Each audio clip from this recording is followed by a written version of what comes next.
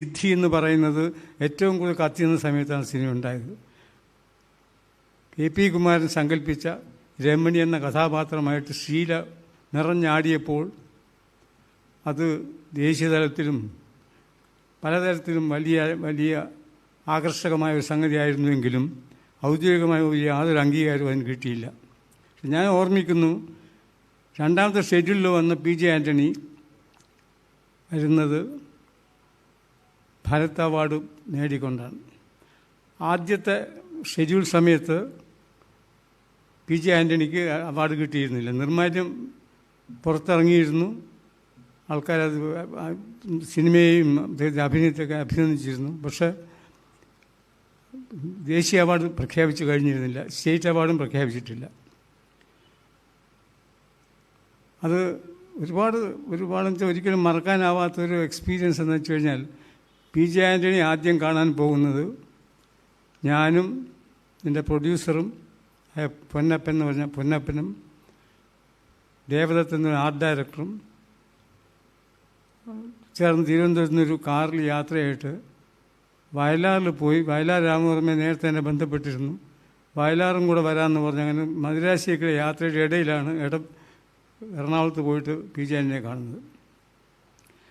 വയലാറും PJ. ആൻ്റണിയും തമ്മിൽ കുറേ നാളിന് ശേഷമുള്ള ഒരു കൂട്ടിമുട്ടലായതുകൊണ്ട് അത് വളരെ രസകരമായ വൈകാരികമായ ഒരു സന്ദർഭമായിരുന്നു. അല്ലാത്തൊരു പരസ്പരം സിനിമാ രംഗത്തെ രണ്ട് പ്രതിഭാശാലികൾ, രണ്ടുപേർ ശരിക്കും സാഹിത്യവും കാവ്യവും ഒക്കെ അറിയാവുന്ന രണ്ടുപേര്. സിനിമയിലെ അധികം പേർക്കൊന്നും അറിയില്ല എന്നുള്ളത് നമുക്കറിയാലോ, അന്നും ഇന്നും.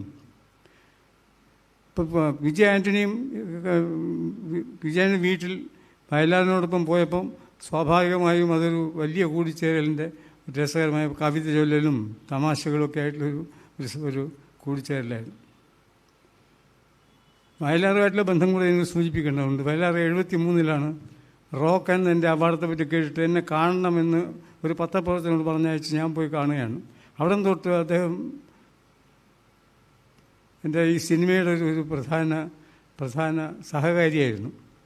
ശരിക്കും പറഞ്ഞാൽ ഷീലയുടെയൊക്കെ ഡേറ്റ് ബന്ധപ്പെടാനൊക്കെ എന്നെ സഹായിച്ചത് വയലാറാണ്. വയലാറും പി.ജെ. ആൻ്റണിയും കൂടി അവിടെ ചെന്നിട്ട് ഈ പടത്തിൻ്റെ കാര്യം പറഞ്ഞു കഴിഞ്ഞപ്പം പി.ജെ. ആൻ്റണി പറഞ്ഞു, ഞാൻ സിനിമയായിട്ടുള്ള ബന്ധമൊക്കെ ഉപേക്ഷിച്ചിരിക്കുന്നു, അഭിനയിക്കാൻ സാധ്യമല്ല. വാസു വിളിച്ചതുകൊണ്ട് ഞാൻ ആ സിനിമയിൽ പോയി അഭിനയിച്ചതാണ്. വാസു എന്നുള്ള അത്ര എളുപ്പമുണ്ടായിരുന്നു അവർ തമ്മിൽ.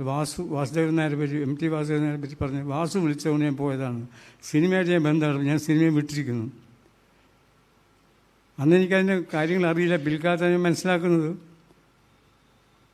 പി.ജെ. ആൻ്റണി എന്ന വ്യക്തി കലാകാരനായ സമ്പൂർണ്ണനായ കലാകാരൻ മാത്രമല്ല, സ്വാതന്ത്ര്യത്തെ എപ്പോഴും മുറുകെ പിടിക്കുന്ന ഒരു ധീരനായ ഒരു പടയാളി കൂടിയായിരുന്നു എന്നുള്ളത്. സിനിമാ രംഗത്തുള്ള പല ഉച്ചനീചത്വങ്ങളോടുള്ള അദ്ദേഹത്തിൻ്റെ പ്രതികരണമായിരുന്നു. മാത്രമല്ല, തൻ്റെ കലാകാരനെന്ന് താൻ വില കുറഞ്ഞു വരുന്ന അവസ്ഥയിലാണോ എന്ന് മനസ്സിലാക്കിയത് കൊണ്ടായിരിക്കണം ഒരു ഘട്ടത്തിൽ പി.ജെ. ആൻ്റണി സിനിമ വിടുന്നത്. സിനിമയിൽ ഫേസ്ലെസ് വില്ലൻസായിട്ട് വളരെ മനോഹരമായൊരു പടമായ ബഷീർ കഥ എഴുതിയിട്ടുള്ള ഭാർഗവി നിലയത്തിൽ പോലും ഫേസ്ലെസ് വില്ലൻ തന്നെയാണ് പി.ജെ. ആൻ്റണി.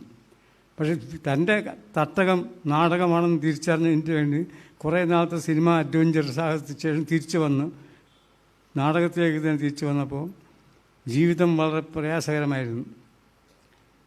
സാമ്പത്തികമായിട്ട് എല്ലാ കാലത്തും ജീവിതകാലം മുഴുവൻ കഷ്ടപ്പെട്ടൊരു മനുഷ്യനാണ് പി.ജെ. ആൻ്റണി. പി.ജെ. ആൻ്റണി ഏറ്റവും വലിയ സമ്പത്തിന് ലക്ഷ്മി എന്നല്ല നമ്മൾ പറഞ്ഞു, പിന്നെ വെൽത്തിനെ കുറിച്ച്. ലക്ഷ്മി ഒരിക്കലും അദ്ദേഹത്തെ കടാക്ഷിച്ചിരുന്നില്ല.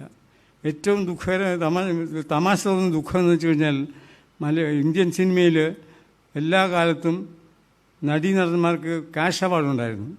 ഏതോ വിദഗ്ധ കമ്മിറ്റി, അതിന് മുമ്പത്തെ വർഷത്തെ കമ്മിറ്റി പറഞ്ഞു, എന്തിനാണ് താരങ്ങൾക്ക് പൈസ കൊടുക്കുന്നത്, അവർ ഹിന്ദി നടന്മാരൊക്കെയാണ് വരുന്നത് മിക്കവാറും ബെസ്റ്റ് ആക്ടേഴ്സായിട്ട്, അവർക്ക് ലക്ഷങ്ങളുടെ വരുമാനം ഇന്ന് കോടികളെന്ന് പറയാവുന്ന വരുമാനം. അപ്പോൾ എന്തിനാണ് 10,000-20,000 15,000 രൂപ കൊടുക്കുന്നത്? അങ്ങനെ അതുകൊണ്ട് നടന്മാർക്ക് പൈസ വേണ്ടാന്ന്, ബെസ്റ്റ് ആക്ടറിനും പൈസ വേണം. ആ കൊല്ലമാണ് പി.ജെ. ആൻ്റണിക്ക് ബെസ്റ്റ് ഭാരത് അവാർഡ് കിട്ടിയത്. ഒരു പൈസയും കിട്ടിയില്ല. സ്റ്റേറ്റ് അവാർഡ് കിട്ടിയെന്ന് എനിക്ക് തോന്നുന്നു, അതിൽ കാശും കിട്ടിക്കാണും.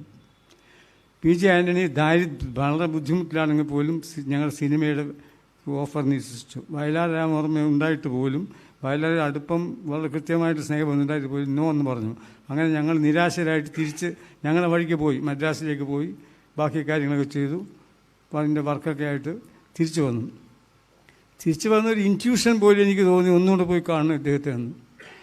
ഇത് പിൽക്കാലത്ത് ഒരു ടെലിവിഷൻ പ്രോഗ്രാമിൽ തിലകൻ ആ സന്ദർഭത്തെ വിവരിക്കുന്നുണ്ട്. അവിടെ അതിഭയങ്കരമായ പോവർട്ടിയാണ്. അപ്പോൾ ഇങ്ങനെ നിൽക്കുന്നു KP കുമാരൻ, പിന്നെ സിനിമയുടെ ഓഫറായിട്ട് നിൽക്കുന്നു. തിലകൻ്റെ ഏതാണ്ട് പ്രസൻറ്റേഷൻ്റെ വാക്കുകൾ ഓർമ്മിച്ച് പറയാണ്. എന്തായിരുന്നാലും ഞങ്ങളന്നൊരു അഡ്വാൻസ് കൊടുത്തിട്ട് PJ ആൻ്റണി അന്ന് യാതൊരു തടസ്സമില്ലാതെ സ്വീകരിച്ചു. സാമ്പത്തികമായ ബുദ്ധിമുട്ട് കൊണ്ടാണോ അതോ വയലാർ ഉണ്ടായത് കൊണ്ടാണോ നിരസിച്ചതെന്ന് ഇപ്പോഴും അറിയില്ല. കാരണം സിനിമയുടെ പ്രതീകമായിട്ട് തന്നെയായിരിക്കണം വയലാറിനെ അദ്ദേഹം കണ്ടത്. സിനിമയോടുള്ള PJ ആൻ്റണിയുടെ പ്രതിഷേധത്തിൻ്റെ അടിസ്ഥാനം സിനിമയിൽ ഒരുപാട്, ഞാൻ നേരത്തെ സൂചിപ്പിച്ച ഉച്ചനീചിട്ടുണ്ട് മാത്രമല്ല, വലിയ ഒരുപാട് സുഖകരമല്ലാത്ത സ്വതന്ത്രനായ ഒരു വ്യക്തിക്ക് ഒരു അന്ന് പഴയകാലത്ത് വിപ്ലവകാരി എന്ന് പറയുന്ന ഒരു വ്യക്തിക്ക് താങ്ങാൻ പറ്റാത്ത ഒരുപാട് കാര്യങ്ങളുണ്ടായിരുന്നുകൊണ്ടായിരിക്കണം സിനിമ വിട്ടത്. PJ ആൻ്റണി പിന്നീട് 2 വർഷം മാത്രമേ ജീവിച്ചിരുന്നുള്ളൂ. ഒടുവിൽ അദ്ദേഹം വീണ്ടും ഒരു സിനിമയ്ക്ക് പോയത് PA ബേക്കറുടെ ഒരു സിനിമ അഭിനയിക്കാൻ വേണ്ടി, ഡബ് ചെയ്യാൻ വേണ്ടിയാണ് മദ്രാസിൽ വന്നത്. ആ കാലത്താണ് അദ്ദേഹത്തിന് അവിടെ വെച്ച് മരണം സംഭവിക്കുന്നത്. വയലാർ രാമവർമ്മ അതിന് മുമ്പ് തന്നെ 1 വർഷം മുമ്പ് തന്നെ മരിച്ചിരുന്നു. എൻ്റെ ജീവിതത്തിലെ ഈ അതിഥി എന്ന സിനിമ പറ്റി ആലോചിക്കുമ്പോൾ ഈ 2 പേരുകൾ ദൈനംദിനം എന്ന് പറയുന്നത് എൻ്റെ മനസ്സിലിങ്ങനെ വന്നുകൊണ്ടിരിക്കുന്ന 2 പേരുകളാണ്. 2 പേരും PJ ആൻ്റണിയോട് ചോദിച്ചു, KP എങ്ങനെയാണ് നിങ്ങൾ എൻ്റെ ജീവിതം മനസ്സിലാക്കിയത്? ഈ കഥാപാത്രം എൻ്റെ ജീവിതം തന്നെയാണല്ലോ എന്ന് പറഞ്ഞു. ഇങ്ങനെ പറഞ്ഞപ്പോൾ എനിക്ക് ഒരുപാട് കാര്യം പറയാൻ തോന്നും.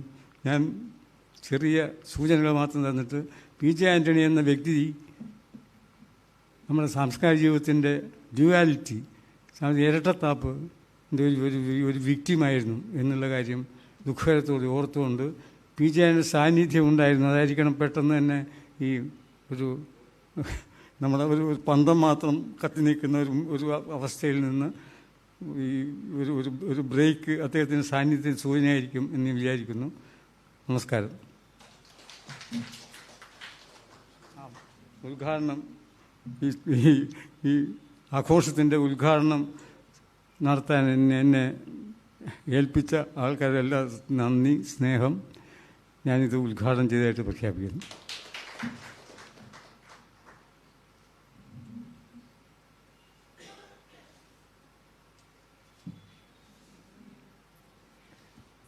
KP കുമാരൻ മാഷ് ഹൃദയസ്പർശിയായ വാക്കുകൾക്ക് നന്ദി. ഇനി നമ്മുടെ പ്രസിദ്ധ എഴുത്തുകാരനും ചലച്ചിത്രകാരനുമായിട്ടുള്ള ശ്രീ മധുപാൽ മുഖ്യപ്രഭാഷണം നടത്തുന്നു. അദ്ദേഹത്തെ സ്നേഹാദരങ്ങളോടെ ക്ഷണിക്കുന്നു.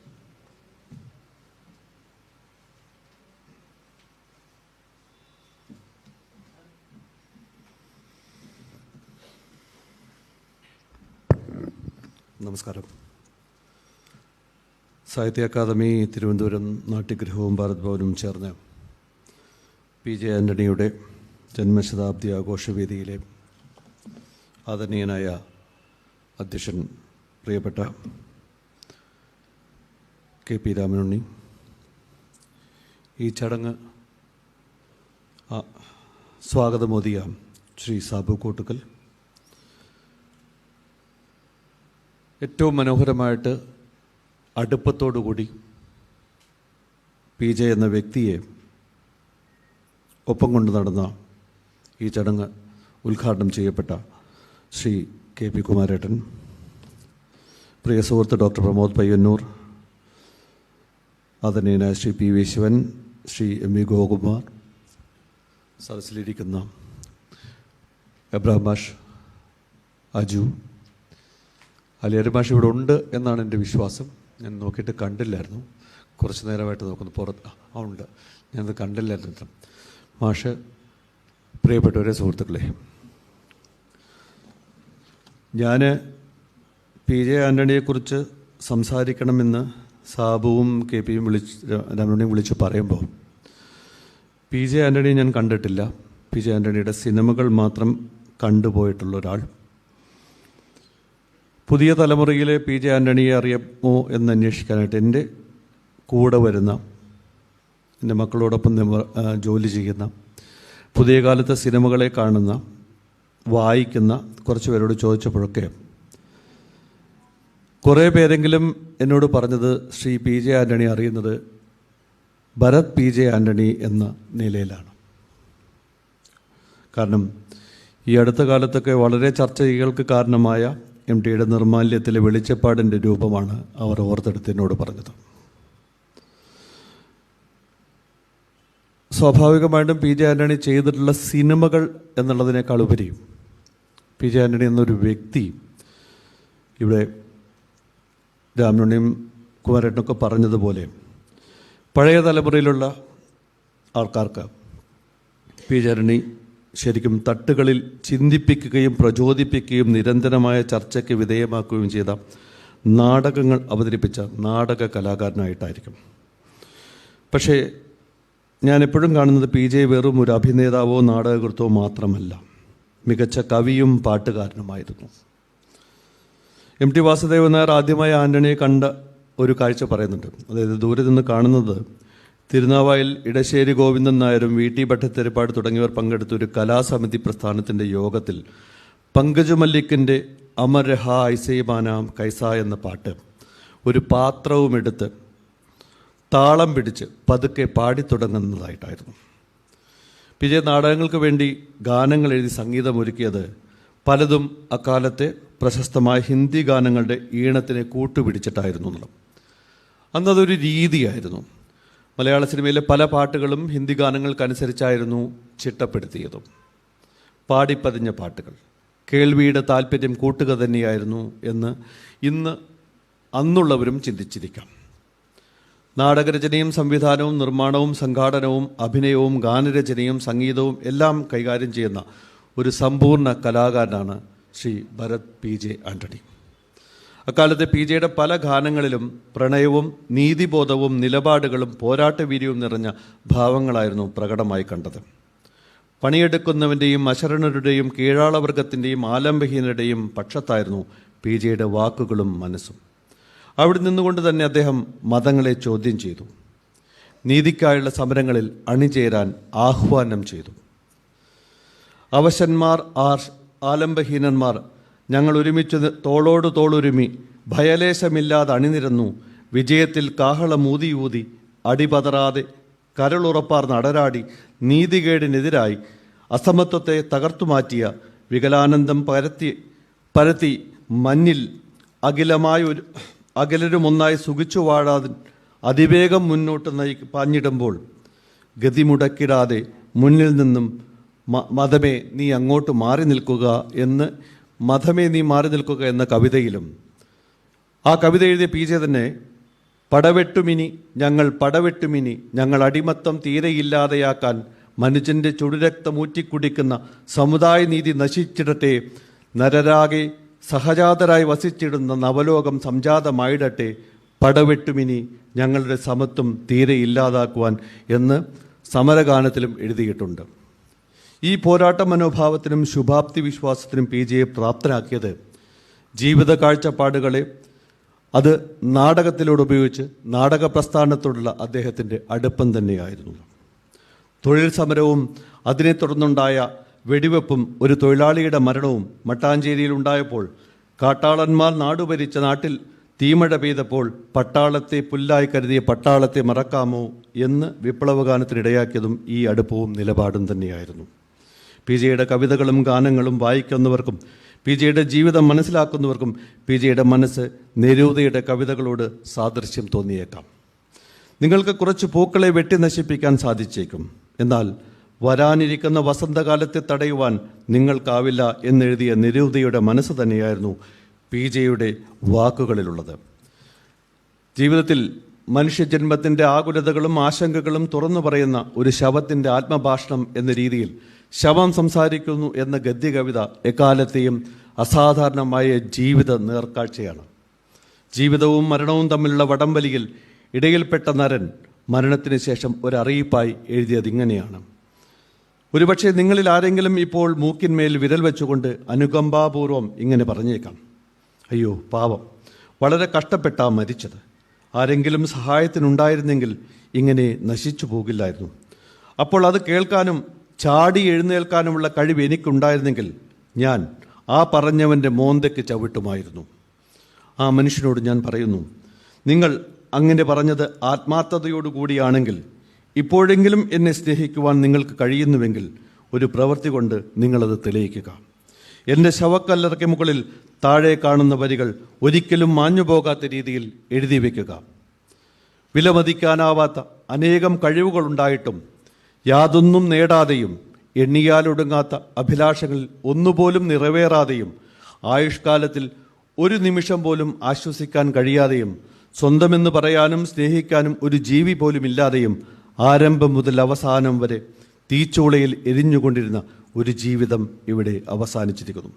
50-ലെ പുകച്ചുരുൾ എന്ന കൃതിയിലും ഇതെഴുതുമ്പോൾ അക്ഷരാർത്ഥത്തിൽ PJ കണ്ടത് ജീവിതം തന്നെയായിരുന്നു, അക്കാലത്തെ അവസ്ഥകൾ തന്നെയായിരുന്നു. മനുഷ്യാവസ്ഥയ്ക്ക് ഇന്നും ഒരു മാറ്റവുമില്ല. സ്വാർത്ഥനും ദുരാഗ്രഹികളും എല്ലാം എനിക്ക് മാത്രം എന്ന് പ്രഖ്യാപിച്ച് ജീവിക്കുന്നവരും മറ്റുള്ളവരുടെ ആവശ്യങ്ങളെയും സാഹചര്യങ്ങളെയും പരിഗണിക്കാതെ സ്വന്തം നേട്ടത്തിനും സുഖത്തിനും വേണ്ടി മാത്രം പ്രവർത്തിക്കുന്നവരുടെയും ഇടയിൽ നിസ്വാർത്ഥ സേവകരെ, പരോപകാരികളെ അനുതാപപൂർവ്വം ഒന്നും സ്മരിക്കുക കൂടിയില്ല എന്ന യാഥാർത്ഥ്യം PJയുടെ കവിതകളിൽ കാലം മായ്ക്കാത്ത ചുവരെഴുത്തായി നിലനിൽക്കുന്നു. തൻ്റെ മുന്നിൽ കാണുന്ന, താൻ അനുഭവിക്കുന്ന സമൂഹത്തിന് നേർക്ക് പ്രതിബിംബം കാണിക്കുന്ന സർഗസൃഷ്ടിയാണ് ഒരു കലാകാരൻ്റെ ജീവിതം. കാലദേശങ്ങൾക്ക് അതീതമായി ആ സൃഷ്ടികൾ അതിൻ്റെ പ്രസക്തി നിലനിർത്തുന്നു. PJയുടെ ഓരോ രചനയും ഓരോ ചരിത്ര മുഹൂർത്തങ്ങളോടുള്ള പ്രതികരണമാണ്. നാടകമായിരുന്നു ആ പ്രവർത്തനത്തിലുള്ള ആയുധം. തോപ്പിൽ ബാസിയുടെ നിങ്ങൾ എന്നെ കമ്മ്യൂണിസ്റ്റാക്കി എന്ന നാടകം 1952 ഡിസംബറിന് ചവറ തട്ടാശ്ശേരി സുദർശന തിയേറ്ററിൽ ആദ്യ പ്രദർശനം നടത്തിയതിൻ്റെ തുടർച്ച പോലെ ചെറുകാടിൻ്റെ നമ്മളൊന്ന് എന്ന നാടകം പ്രദർശനം നടത്തിയതുപോലെ PJയുടെ ഇൻക്വിലാബിൻ്റെ മക്കളും കേരളത്തിലെ കമ്മ്യൂണിസ്റ്റ് പ്രസ്ഥാനത്തിൻ്റെ വളർച്ചയ്ക്ക് വഴിയൊരുക്കിയ കലാപ്രവർത്തനമാണ് എന്ന് EMS PJ അനുസ്മരിച്ചുകൊണ്ട് പറഞ്ഞിട്ടുണ്ട്. നാടകങ്ങളുടെ രചന വായിച്ചും കണ്ടും അതിലെ വിപ്ലവകരമായ ഉള്ളടക്കവും കലാസൗകുമാര്യവും ഒരുമിച്ച് കൊണ്ടുപോകാൻ മറ്റ് നാടക പ്രവർത്തകരെ പോലെ ആന്റണിയും ശ്രമിച്ചു എന്ന് അദ്ദേഹം എഴുതി. വെറുമൊരു പ്രഹസനം മാത്രമായിരുന്നില്ല PJയുടെ രചനകൾ. അത് പ്രവചനങ്ങളുടെയും അതിതീഷ്ണമായ അനുഭവങ്ങളുടെയും കലാപരമാകുന്ന പ്രഖ്യാപനമായിരുന്നു. PJ ഒരു പ്രതിഷേധമായിരുന്നു. ആത്മാർത്ഥവും തീവ്രവും പലപ്പോഴും അന്ധവുമായിരുന്നു ആ പ്രതിഷേധം. പ്രതിഷേധവുമായി മുന്നോട്ട് പിടഞ്ഞ് ഒടുവിൽ ജീവിതത്തോടുള്ള ഒരു കടും പ്രതിഷേധമായി അത് അവസാനിച്ചു. മറ്റുള്ളവർ മരിക്കുന്ന പോലെ ആന്റണി മരിക്കുകയായിരുന്നില്ല. ജീവിതത്തെയും തന്നെയും ഒരു പരിധിവരെ ബോധപൂർവമായി തന്നെ പ്രതിഷേധിക്കുകയാണ് ആന്റണി ചെയ്തത്. ആ ജീവിതത്തിൻ്റെ പുറം വരികളിലേക്ക് തിരിഞ്ഞു നോക്കുമ്പോൾ അതിൻ്റെ ഓരോരോ സന്ധിയിലും തെളിഞ്ഞു കാണുക ബാലിശമായ മർക്കടമുഷ്ടിയുടെ പ്രൗഢമായ മുഷ്ക് സമഭാഗത്തിൽ ചേർന്ന് ഊർജം പകർന്നു തെളിയിച്ച പ്രതിഭയുടെ നാളമാണ്. ഇതെഴുതിയത് ആദരണീയനായ PK ബാലകൃഷ്ണനാണ്. എഴുതി അഭിനയിച്ച നാടകങ്ങളും പ്രബലരായ സംവിധായകർക്കൊപ്പം സഹകരിച്ച സിനിമകളും തികഞ്ഞ ഒരു കലാകാരൻ ഇവിടെ ജീവിച്ചിരുന്നു എന്ന് അടയാളപ്പെടുത്തുന്നു. അത് PJ ഒരു ആജന്മ നടനായതുകൊണ്ട് തന്നെയാണ്. രണ്ടിടങ്ങഴി എന്ന സിനിമയിലൂടെ ആരംഭം കുറിച്ച് പിന്നീട് പ്രശസ്തമായ നിർമാല്യം, ഭാർഗവീ നിലയം, നദി, ഇരുട്ടിൻ്റെ ആത്മാവ്, അതിഥി എന്നീ ചലച്ചിത്രങ്ങളും അനേകം നാടകങ്ങളും ആ കലാകാരൻ്റെ ചിരസ്മരണയിൽ നിലനിർത്തുന്നുണ്ട്. KG ജോർജ് സംവിധാനം ചെയ്ത കോലങ്ങൾ എന്ന ചലച്ചിത്രം, അതിൻ്റെ കഥ PJ എഴുതിയ ഒരു ഗ്രാമത്തിൻ്റെ ആത്മാവ് എന്ന നോവലിൽ നിന്നാണ് എടുത്തത്. അസാധാരണക്കാരായ കഥാപാത്രങ്ങൾ നിറഞ്ഞ ആ ഗ്രാമവും ആ സിനിമയും വായനയുടെയും കാഴ്ചയുടെയും നവ്യാനുഭവമാക്കി മാറ്റുന്നുണ്ട്. ശിക്ഷ എന്ന നാടകത്തിൽ ജയിൽ ശിക്ഷ കഴിഞ്ഞു വരുന്ന ഒരു കഥാപാത്രം മാന്യമായി തൊഴിൽ ചെയ്ത് ജീവിക്കാൻ തീരുമാനിച്ചപ്പോഴും സമൂഹം അയാളെ അവഗണിക്കുകയാണ്. A criminal is always A criminal എന്ന ഇരുണ്ട നീതിശാസ്ത്രം സമൂഹത്തിൻ്റെ മനസ്സിലുള്ളത് PJ വേദനയോടെയാണ് ചിത്രീകരിക്കുന്നത്. സമൂഹം തിരസ്കരിച്ചാൽ ആത്മഹത്യ മാത്രമാണ് അവസാനമെന്ന് അദ്ദേഹം ഈ നാടകത്തിൽ ഉൾച്ചേർത്തിരിക്കുന്നു. നാടകവേദിയിൽ വിപ്ലവകരമായ മാറ്റത്തിൻ്റെ മാതൃകകൾ നൽകുവാൻ ശക്തവും തീഷ്ണവുമായി PJയുടെ മനസ്സുണ്ടായിരുന്നു. ആ നാടകങ്ങളിലെ സംഭാഷണങ്ങൾ പ്രേക്ഷകരെയും അവർ ജീവിക്കുന്ന വർത്തമാനകാല അന്തരീക്ഷത്തെയും സാമൂഹ്യ അവസ്ഥകളെയും വളരെ പെട്ടെന്ന് തന്നെ താതാത്മ്യപ്പെടുത്താൻ പ്രേരിപ്പിക്കുന്നതായിരുന്നു. അത്രമേൽ തുറന്ന കണ്ണും വിശാലമായ കാഴ്ചപ്പാടുമുള്ള ഒരു അതുല്യ പ്രതിഭയായിരുന്നു PJ ആന്റണി. ഒരു കലാകാരൻ ജീവിക്കുന്നതും ചിരസ്മരണീയനാവുന്നതും അദ്ദേഹത്തിൻ്റെ വാക്കുകളും പ്രവൃത്തികളും തന്നെയാണ്. പി ജെ ആൻ്റണി ചരിത്രബോധമുള്ള നിലപാടുകളുള്ള ഒരു ജീവിതമാണ് ജീവിച്ചു തീർത്തത്.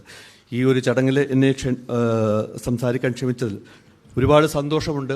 കാരണം പി ജെ ആൻ്റണിയെക്കുറിച്ച് കുറേ വായിക്കാനും അതിലൂടെ കുറേ കാര്യങ്ങൾ മനസ്സിലാക്കാനും ഒക്കെ വീണ്ടും നമ്മുടെ ഒരു ഓർമ്മപ്പെടുത്തലുകളുടെ ഇടം നൽകിയതിന് കേന്ദ്ര സാഹിത്യ അക്കാദമിയോടും അതിൻ്റെ മലയാളം മിഷനോടും അതിലെല്ലാത്തിനുമുപരി കെ പി രാമനുണ്ണിയോടും എൻ്റെ ഹൃദയംഗമായ നന്ദി പറയുന്നു. എല്ലാവർക്കും നല്ലത് മാത്രം.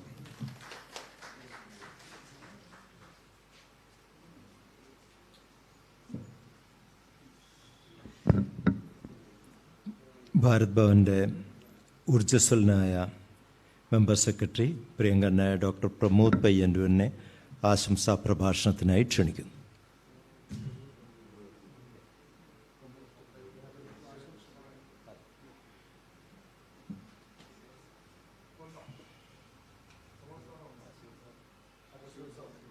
പ്രമോദ് വന്നു.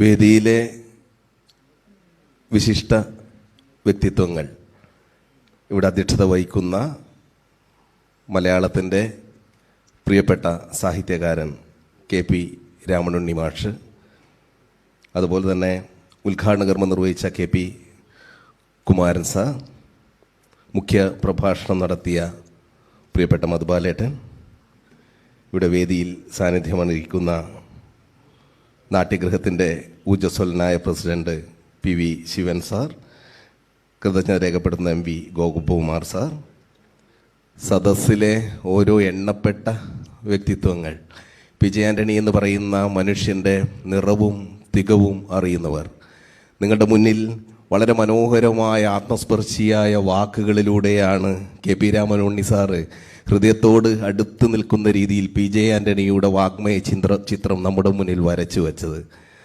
അതുപോലെ തന്നെ ഇതിന് ആമുഖ പ്രഭാഷണം നടത്തിയ സാബു കോട്ടുക്കൽ മാഷ് വളരെ മനോഹരമായി പി ജെ ആൻ്റണിയെക്കുറിച്ച് മുഖവുര പറഞ്ഞു.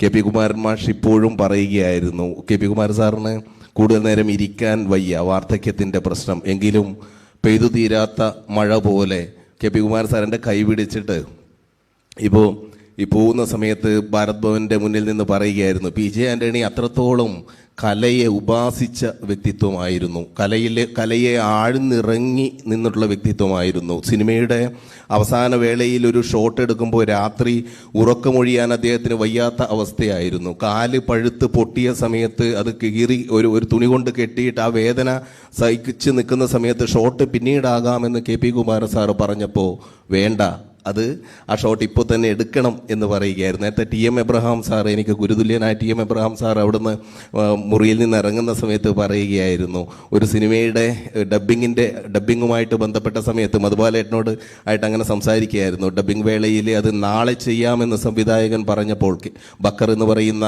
വിഖ്യാതനായ സംവിധായകൻ പറഞ്ഞപ്പോൾ, നാളെ ഞാൻ ജീവിച്ചിരുന്നില്ലെങ്കിലോ ഇന്ന് തന്നെ തീർക്കാം എന്ന് പറഞ്ഞതാണ്. മരണത്തോട് പോലും സന്ധി ചെയ്യാത്ത ധിക്കാരിയായ കലാകാരൻ, ചെറുത്തുനിൽപ്പിൻ്റെ ഉശിരായിരുന്നു പി ജെ ആൻ്റണി. എന്തുകൊണ്ടാണ് സാംസ്കാരിക കേരളം പി ജെ ആൻ്റണിയെ വേണ്ട രീതിയിൽ ശതാബ്ദി വർഷങ്ങൾ ഒരുപാട് പേരെ കൊട്ടിഘോഷിച്ച് നടക്കുന്ന സമയത്ത് പി ജെ ആൻ്റണി പോലുള്ള കലാകാരന്മാർ എവിടെയാണ് വിസ്മൃതിയിൽ അകപ്പെടുന്നത്? കൊട്ടിഘോഷിക്കപ്പെടാത്ത, നേരത്തെ പറഞ്ഞതുപോലെ ഫേസ്ബുക്കുകളിലേക്ക് അവരെ പാടി പുകഴ്ത്തി അവരുടെ കാര്യങ്ങളൊക്കെ ചെയ്തു വരുന്ന, വ്യാജവൽക്കരിക്കപ്പെടുന്ന ജീവിതങ്ങളുടെ പിന്നാലെ പോകുന്ന ഒരു തലമുറ വളർന്നു വരുമ്പോൾ പി ജെ ആൻ്റണിയെ പോലുള്ള സത്യസന്ധരായിട്ടുള്ള കലാകാരന്മാർ എവിടെയൊക്കെയോ നിരാകരിക്കപ്പെടും.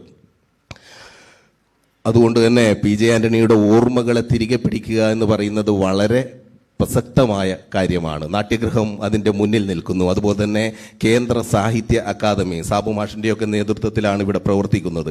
വളരെ ഉദാത്തമായ പ്രവർത്തനം, വളരെ അർത്ഥവത്തായ പ്രവർത്തനമാണ് 2 ദിവസം പി ജെ ആൻ്റണിയെ ഓർക്കുക എന്ന് പറയുന്നത്. ഇതൊക്കെ ഡോക്യുമെൻ്റ് ചെയ്യപ്പെടുക എന്ന് പറയുന്നതാണ് ഇതിൻ്റെ ഏറ്റവും വലിയ കാര്യം. ഇവിടെ രാമനുണ്ണി സാറും അതുപോലെ തന്നെ പ്രിയപ്പെട്ട മധുബാലേട്ടനും കെ പി കുമാര സാറും ഒക്കെ പറഞ്ഞത് നമ്മൾ എഴുതി വെക്കേണ്ടുന്ന ടെക്സ്റ്റാക്കി മാറ്റേണ്ടുന്ന കാര്യമാണ്. എന്തും ഏതും എഴുതി നിറച്ച് അങ്ങനെ പ്രസിദ്ധീകരിച്ചു കൊണ്ടേയിരിക്കുന്നതിനിടയിൽ കാതലുള്ള കാര്യങ്ങൾ കൃത്യമായി അടയാളപ്പെടുത്തുവാൻ ഇത്തരം എഴുത്തുകൾ, ഇത്തരം സെമിനാറുകളിൽ വരുന്ന കാതലായിട്ടുള്ള കാര്യങ്ങൾ, ഇവിടെ വിഖ്യാതരായിട്ടുള്ള ഒരുപാട് വ്യക്തിത്വങ്ങൾ ഇരിക്കുന്നുണ്ട്. ഇവരുടെയൊക്കെ അഭിപ്രായങ്ങളൊക്കെ ശേഖരിച്ച് പി ജെ ആൻ്റണി 100 വർഷം കഴിയുമ്പോഴും എങ്ങനെ ഓർക്കപ്പെടുന്നു എന്ന് പറയുന്ന ഒരു പുസ്തകം ചെയ്തു വെക്കുന്നത് വളരെ നല്ലതായിരിക്കുമെന്ന് തോന്നുന്നു. ഭാരത് ഭവൻ ഇത് ഡോക്യുമെൻ്റ് ചെയ്യുന്നുണ്ട്. ഇത് നമ്മളിവിടെ ഇരിക്കുന്ന വലിയ വ്യക്തിത്വങ്ങൾക്ക് അപ്പുറത്തേക്ക് തന്നെ ഇതിൻ്റെ റീച്ച് പോകുന്നുണ്ട്. അങ്ങനെയൊരു സാധ്യത കൂടി ഈ ഒരു ന്യൂ മീഡിയയ്ക്കുണ്ടല്ലോ. അത് പലയിടങ്ങളിലേക്കായിട്ട്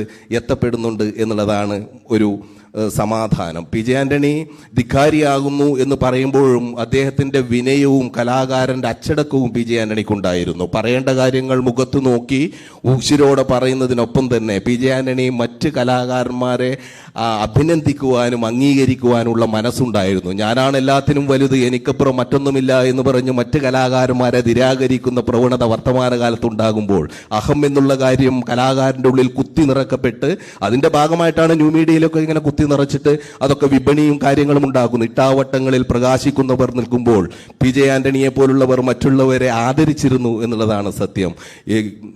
തൊപ്പിൽ ബാസിയുടെ നിങ്ങൾ എന്നെ കമ്മ്യൂണിസ്റ്റ് ആക്കി പോലുള്ള നാടകം അലിയാർ സാറ് പലപ്പോഴും പറയാറുള്ള കാര്യമാണ്. നിങ്ങൾ എന്നെ കമ്മ്യൂണിസ്റ്റ് ആക്കിയിൽ പരമപ്പിള്ളയായിട്ട് പി ജെ ആൻ്റണി വരുമ്പോൾ അതിനു മുന്നേ ആ കഥാപാത്രത്തെ ചെയ്തത് മലയാളത്തിൻ്റെ പ്രതിഭാതനായിട്ടുള്ള പത്രാധിപരും സ്വാതന്ത്ര്യ സമര സേനാനിയും അതുപോലെ തന്നെ അഭിനേതാവുമായ കാമ്പിശ്ശേരി കരുണാകരനായിരുന്നു. പി ജെ ആൻ്റണി ഈ പരമപ്പിള്ളയുടെ കഥാപാത്രത്തെ ചെയ്തതിനെക്കുറിച്ച് പലരും അദ്ദേഹത്തോട് ചോദിക്കുമ്പോൾ പറഞ്ഞ വാക്കുകളുണ്ട്. എനിക്ക് മുന്നിൽ കാമ്പിശ്ശേരി കരുണാകരൻ എന്ന് പറയുന്ന പ്രതിഭാതനായിട്ടുള്ള ഒരു അഭിനേതാവുണ്ടായിരുന്നു. അദ്ദേഹത്തിൻ്റെ ആ കഥാപാത്രത്തെ കാമ്പിശ്ശേരി അരങ്ങിൽ പരമപ്പിള്ളയായി നിങ്ങൾ എന്നെ കമ്മ്യൂണിസ്റ്റാക്കിയിൽ നിറഞ്ഞാടുന്നത് കണ്ടിട്ട് അതിൻ്റെ പകർനാട്ടങ്ങളുടെ ഒരു നിഴൽ വെട്ടം എൻ്റെ മനസ്സിൽ അങ്ങനെ പടർന്നുകൊണ്ടേയിരുന്നു. അതുകൊണ്ട് അതിൻ്റെ അല ഞാൻ ചെയ്യുമ്പോൾ കാമ്പിശ്ശേരി എൻ്റെ ഉള്ളിൽ അങ്ങനെ നിറഞ്ഞു നിൽക്കുന്നുണ്ടായിരുന്നു എന്ന് നമ്മൾ ആലോചിച്ച് നോക്കണം. ഒരു പ്രതിഭാതനായിട്ടുള്ള അഭിനേതാവ് മറ്റൊരു പ്രതിഭാതനായിട്ടുള്ള അഭിനേതാവ് ഇതിലും ഉശിരോടെ ഞാൻ ചെയ്തു എന്ന് പറഞ്ഞു വെക്കുന്ന പുതിയ കാലത്ത് അതുപോലെ തന്നെ ചെയ്ത ഒരാളാണ് പറയുന്നത് കാമ്പിശ്ശേരിയുടെ അഭിനയത്തിൻ്റെ മഹത്വത്തെക്കുറിച്ച്. അങ്ങനെ പരസ്പരം അംഗീകരിക്കാനുള്ള എളിമയുടെ മനസ്സ് പി ജെ ആൻ്റണിക്കുണ്ടായിരുന്നു. ഈ എല്ലാ ധിക്കാരങ്ങൾക്കും അപ്പുറം അദ്ദേഹത്തിൻ്റെ ധിക്കാരം എന്ന് പറയുന്നത് കലയിൽ അതുപോലെ തന്നെ സമൂഹത്തിൻ്റെ തെറ്റുകളോട് നീതിയുക്തമായി പ്രതികരിക്കുന്ന ഉശിരാർന്ന ധിക്കാരമായിരുന്നു. ആ ധിക്കാരത്തിൻ്റെ കാതൽ എവിടെയൊക്കെയോ നഷ്ടപ്പെടുന്ന വർത്തമാനകാലത്ത് മുറുകെ പിടിക്കേണ്ടത് ഇത്തരം സത്യങ്ങളെയാണ് എന്ന് പറഞ്ഞുകൊണ്ട് പ്രിയപ്പെട്ട രാമനുണ്ണി സാറ് പറഞ്ഞതുപോലെ വ്യാജവൽക്കരിക്കപ്പെടുന്ന ജീവിതം, വ്യാജമായ ജീവിതങ്ങളെ നിരാകരിക്കുകയായിരുന്നു തീർച്ചയായും പി ജെ ആൻ്റണി ചെയ്തത്. സത്യത്തിലേക്കുള്ള വഴിയാണ്, കലയുടെ നന്മയാണ് പി ജെ ആൻ്റണി ഉയർത്തിപ്പിടിച്ചത്. പി ജെ ആൻ്റണിയുടെ ഓർമ്മ ദീപ്തമായി അണയാത്ത വെളിച്ചം പോലെ നിലനിൽക്കട്ടെ. ആ കഥാപാത്രങ്ങളുടെ ഉശിരാർന്ന വാക്കുകളും അദ്ദേഹത്തിൻ്റെ ചിന്തകളുമൊക്കെ വർത്തമാനകാലത്ത് വളരെ പ്രസക്തമാണ്. അത് നിലനിൽക്കേണ്ടത്, നിലനിർത്തേണ്ടത് നാടക പ്രവർത്തകരുടെയും അതുമാത്രമല്ല സാംസ്കാരിക പ്രവർത്തകരുടെയും പ്രബുദ്ധ കേരളത്തിൻ്റെയും ബാധ്യതയാണ് എന്ന് നമ്മൾ തിരിച്ചറിയേണ്ടതുണ്ട്. ഈ ഒരു കൂട്ടായ്മ സംഘടിപ്പിച്ച കേന്ദ്ര സാഹിത്യ അക്കാദമിയോടുള്ള ആദരവ് അറിയിക്കുന്നു. ഇവിടെ ഒത്തുചേർന്ന വിശിഷ്ട വ്യക്തിത്വങ്ങളോടുള്ള, നാട്യഗൃഹത്തോടുള്ള, അതുപോലെ തന്നെ ഇവിടെ എല്ലാ രീതിയിലും കാര്യങ്ങൾ ഭംഗിയായി അവതരിപ്പിച്ചവരോടുള്ള ആദരവ് കൂടി ഭാരത് ഭവന്റെ ഭാഗത്തു നിന്നും പ്രകാശിപ്പിക്കുവാൻ ഈ അവസരം വിനിയോഗിക്കുന്നു. സ്നേഹം.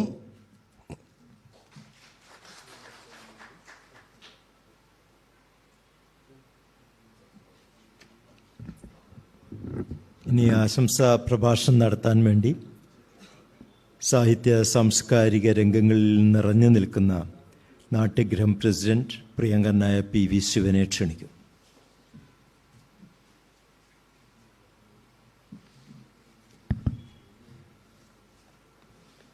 വേദിയിലുള്ള ബഹുമാനരായ ശ്രീ കെ പി രാമനുണ്ണി, ശ്രീ മധുപാൽ, ഇവിടെ നിന്ന് പോയ Shri K P Kumaran sir, എൻ്റെ പ്രിയ സുഹൃത്ത് പ്രമോദ് പയ്യന്നു, ശ്രീ സാബു കോട്ടുക്കാൽ, നാട്യഗൃഹത്തിൻ്റെ ചെയർമാൻ എം വി ഗോപകുമാർ, സദസ്സിലുള്ള professor Aliyar, Rajawarrier, T M Abraham ഉൾപ്പെടെയുള്ള പ്രമുഖരെ, സുഹൃത്തുക്കളെ, വിശദമായ ദീർഘമായ ഒരു സംഭാഷണത്തിന് മുതിരുന്നില്ല.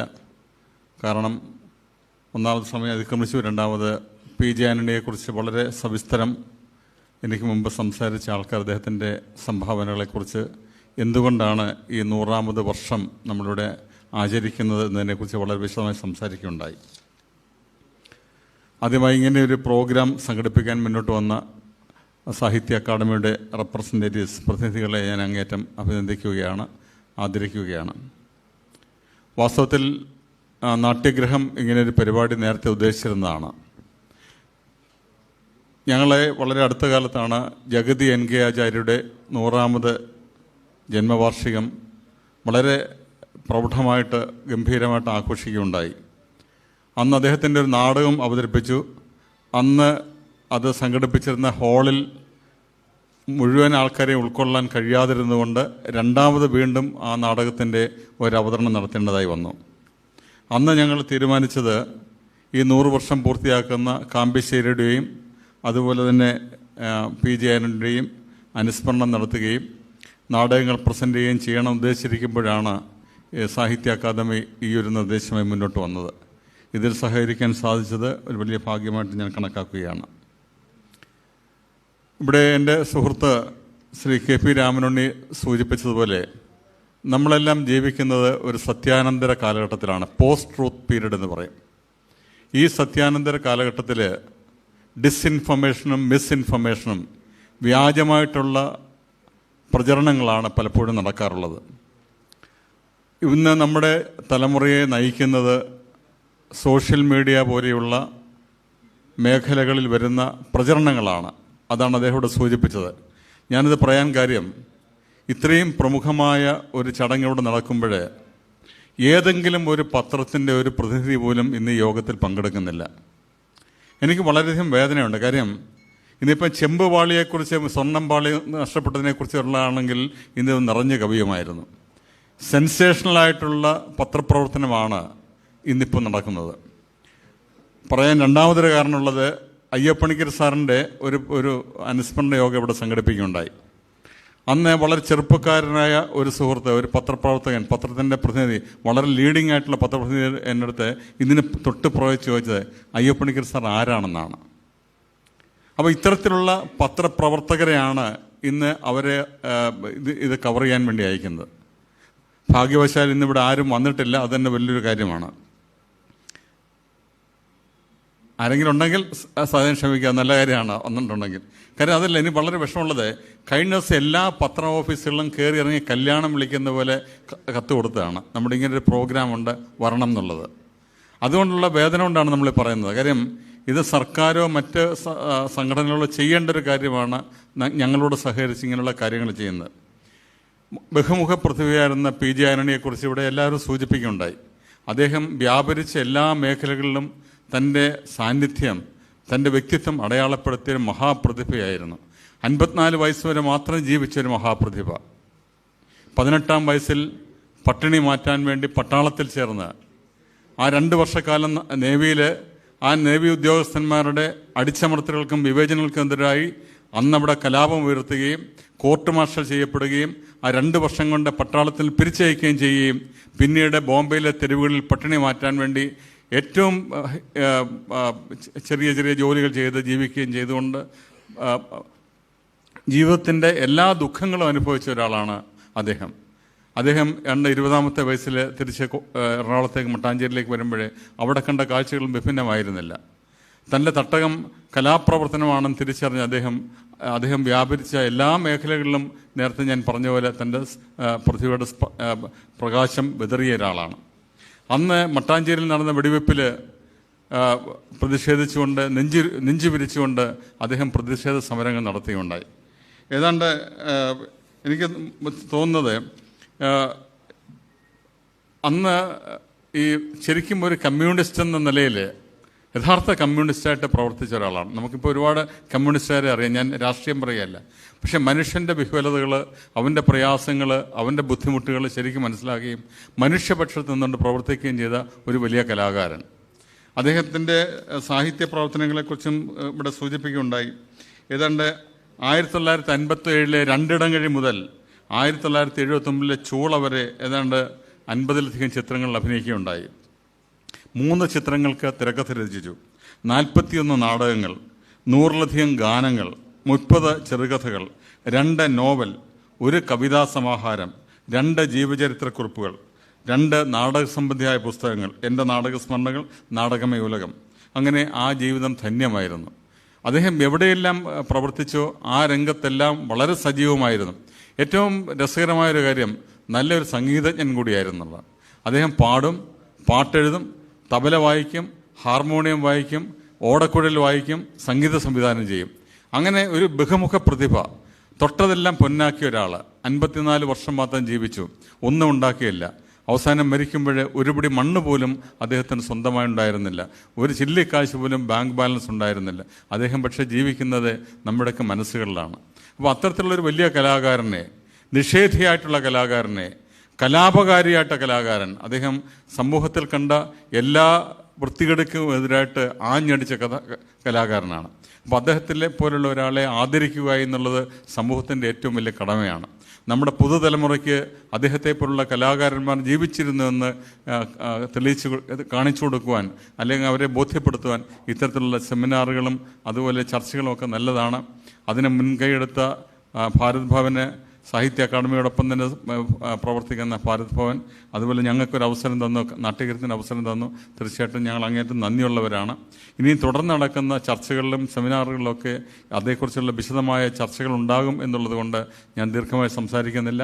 ഇന്ന് ഈ ചടങ്ങിന് എല്ലാവിധ ആശംസകളും അർപ്പിച്ചുകൊണ്ട് ഞാൻ എൻ്റെ വാക്കുകൾ ചുരുക്കുന്നു. നന്ദി, നമസ്കാരം.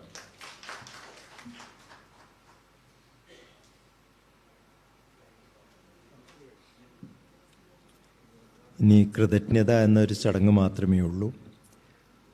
എൻ്റെ മുമ്പ് ഞാൻ ഒറ്റ വാക്ക് പറയാണ്. കേന്ദ്ര സാഹിത്യ അക്കാദമിയുടെ പ്രവർത്തനങ്ങൾക്ക് എല്ലാവരും ആശംസകൾ നേർന്നു. അതിൻ്റെ കൂടെ ഒരു പ്രാർത്ഥനയും കൂടിയും വേണ്ട സമയത്താണ് നമ്മളുള്ളത്. ആ പ്രാർത്ഥന കേന്ദ്ര സാഹിത്യ അക്കാദമിയുടെ സ്വയം ഭരണ അവകാശം നിലനിർത്താനായിരിക്കണം. അങ്ങനെയുള്ള ചില കാര്യങ്ങളിൽ കൂടിയാണ് കടന്നു പോകുന്നത്. ഇപ്പോൾ 15-ാം തീയതി ജനറൽ കൗൺസിൽ മീറ്റിംഗ് ഉണ്ട് ഡൽഹിയിൽ വെച്ച്. അപ്പോൾ ആശംസയ്ക്ക് കൂടെ നിങ്ങളുടെ ഒരു പ്രാർത്ഥനയും കൂടി വേണമെന്നാണ് പറയാനുള്ളത് എനിക്ക്. ഇനിയിപ്പോൾ ഈ പരിപാടി അവസാനിക്കേണ്ട അലിയാർ മാഷയും അജുനാരനെ പോലുള്ളവരൊക്കെ പോളിനെ പോലെയുള്ളവരെല്ലാം സംസാരിക്കാണ്ട് ഈ സമ്മേളനത്തിന് നന്ദി പ്രകാശിപ്പിക്കാൻ വേണ്ടി പ്രിയ കലാകാരൻ, നാട്യഗ്രഹം ചെയർമാൻ ശ്രീ എം വി ഗോപകുമാറിനെ സ്നേഹത്തോടെ ക്ഷണിക്കും.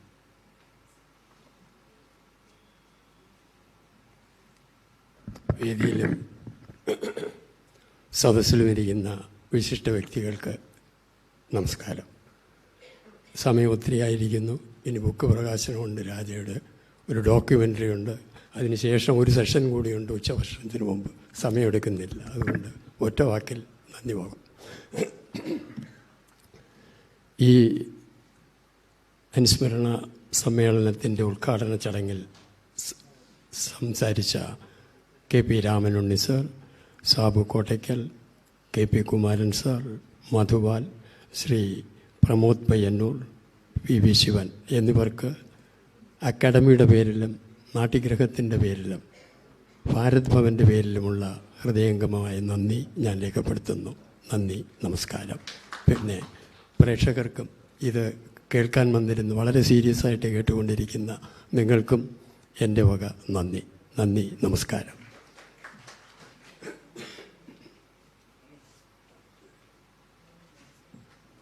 ഇതിൻ്റെ തുടർച്ചയായി 2 പ്രധാന കാര്യങ്ങളാണ് നടക്കുന്നത്. ഒന്ന്, പി ജെ ആൻ്റണിയെക്കുറിച്ചുള്ള ഡോക്യുമെൻ്ററിയുടെ പ്രകാശനമാണ്, അതിൻ്റെ സ്ക്രീനിങ്. രണ്ടാമത് രാജാവായിട്ട് എഴുതിയ പുസ്തകത്തിൻ്റെ പ്രകാശനമാണ്. കേരളത്തിലെ സാംസ്കാരിക കലാരംഗത്തുള്ള പ്രമുഖരായ 100 കലാകാരന്മാരുടെ ജീവിതം അഭ്രപാളികളിൽ പകർത്തിയ പ്രമുഖനായ കലാകാരനാണ് നമ്മുടെ പ്രമോദ് പയ്യന്നൂർ. അദ്ദേഹം അങ്ങനെ പകർത്തിയ 100 ജീവിത ചിത്രങ്ങളിൽപ്പെട്ട ഒന്നാണ് പി ജെ ആൻ്റണിയുടെ ജീവിതചിത്രം. ഇപ്പോൾ ജീവിച്ചിരിക്കുന്നവരും ഇപ്പോൾ നമ്മളോടൊപ്പം ഇല്ലാത്തവരും അതിൽ ആ ഡോക്യുമെൻ്ററിയിൽ സംസാരിക്കുന്നുണ്ട്. പി ജെ ആൻ്റണിയുടെ ഭാര്യയെ ഫോക്കസ് ചെയ്തുകൊണ്ട് മറ്റുള്ളവരുടെ പ്രഭാഷണം എന്ന രീതിയിലുള്ള ഡോക്യുമെൻ്ററിയാണ് ആദ്യം ഇവിടെ സ്ക്രീൻ ചെയ്യുന്നത്. അതിനുശേഷം ജസ്റ്റ് നമ്മുടെ പ്രിയ സുഹൃത്തു കൂടിയായ രാജാവാര്യർ എഴുതിയ കേന്ദ്ര സാഹിത്യ അക്കാദമിക്ക് വേണ്ടി തയ്യാറാക്കിയ CJ തോമസിൻ്റെ മോണോഗ്രാഫ്, അദ്ദേഹത്തിൻ്റെ ജീവചരിത്രം ഇവിടെ അക്കാദമിയുടെ കൺവീനറായ KP രാമനുണ്ണി സാർ അലിയാർ സാറിന് നൽകി പ്രകാശനം ചെയ്യുന്ന ചടങ്ങ്. അത് കഴിഞ്ഞാൽ നമ്മൾ ഉച്ചഭക്ഷണത്തിന് പിരിയുന്നു. അതിനുശേഷം അടുത്ത സെഷൻ ആരംഭിക്കുന്നു. പുതുതായി ഇപ്പം വന്ന് ചേർന്നിട്ടുള്ള പുതിയ തലമുറയിലെ മികച്ച അധ്യാപകൻ, തിയററ്റീഷ്യൻ, അതുപോലെ നാടക രംഗത്തെ പ്രമുഖ സാന്നിധ്യം അജു നാരായണൻ എത്തിയിട്ടുണ്ട്. രാജാവാര്യർ സാർ നേരത്തെ ഉണ്ട്. TM Abraham. ഞാൻ സ്വാഗതം പറഞ്ഞപ്പോൾ വിട്ടുപോയ നമ്മുടെ ശാശ്വത് വാജ്പേയിയെക്കുറിച്ച് നമ്മുടെ രാമനുണ്ണി സാറ് സ്വാഗതം പറഞ്ഞു. അദ്ദേഹം ഈ പ്രോഗ്രാമിൻ്റെ എല്ലാ ഒഫീഷ്യൽ കാര്യങ്ങളും നിർവഹിക്കാൻ വേണ്ടി വന്നതാണ്. അദ്ദേഹത്തെയും സ്വാഗതം ചെയ്യാൻ വിട്ടുപോയി. ഇനിയിപ്പോൾ നടക്കുന്നത് ഡോക്യുമെൻ്ററി പ്രദർശനം, നമുക്കത് കാണാം. അതിനുശേഷം പുസ്തക പ്രകാശനം.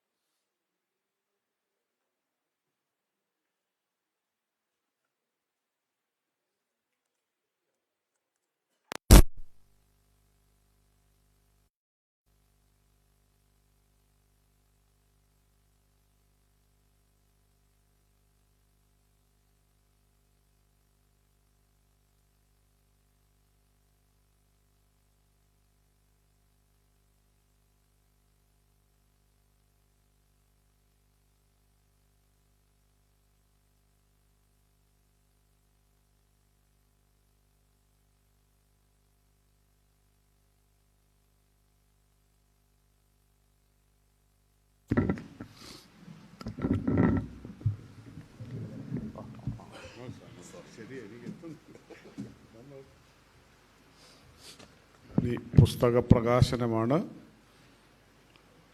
നേരത്തെ സൂചിപ്പിച്ച പോലെ പ്രമുഖ നാടക പ്രവർത്തകൻ, നാടകരചയിതാവ്, സംവിധായകനൊക്കെയായ ഞങ്ങൾക്കെല്ലാം വളരെ പ്രിയങ്കരനായ ഡോക്ടർ രാജാവാര്യരുടെ അദ്ദേഹം കേന്ദ്ര സാഹിത്യ അക്കാദമിക്ക് വേണ്ടി തയ്യാറാക്കിയ ജീവചരിത്രമാണ് CJ തോമസിൻ്റെ ജീവചരിത്രം. അത് പ്രകാശിപ്പിക്കുന്ന ചടങ്ങാണ്. പുസ്തകം പ്രകാശിപ്പിക്കുന്നത് പ്രമുഖ സാഹിത്യകാരനും അക്കാദമിയുടെ മലയാളം അഡ്വൈസറി ബോർഡിൻ്റെ കൺവീനറുമായ നമുക്കെല്ലാം പ്രിയങ്കരനായ KP രാമനുണ്ണി സാറാണ്. ഏറ്റുവാങ്ങുന്നത് നാടക സിനിമ മേഖലയിലെ പ്രമുഖ വ്യക്തിത്വം, മികച്ച അധ്യാപകൻ, ഞങ്ങളുടെ എല്ലാം ഗുരുവായ അലിയാർ സാറാണത് ഏറ്റുവാങ്ങുന്നത്. ആ മഹത്തായ കർമ്മമാണ് ഇപ്പോൾ നടക്കുന്നത്. എല്ലാവരുടെയും അനുഗ്രഹാശിസ്സുകൾ കാംക്ഷിച്ചുകൊണ്ട് ചടങ്ങിലേക്ക് പ്രവേശിക്കുന്നു.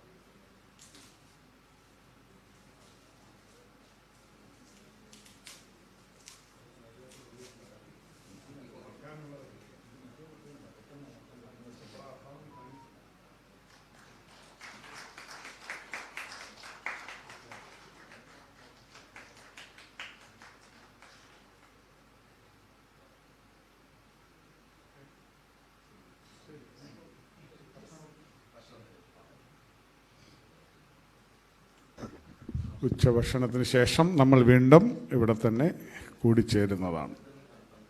സെഷനുകൾ തുടർന്ന് നടക്കുന്നതായിരിക്കും.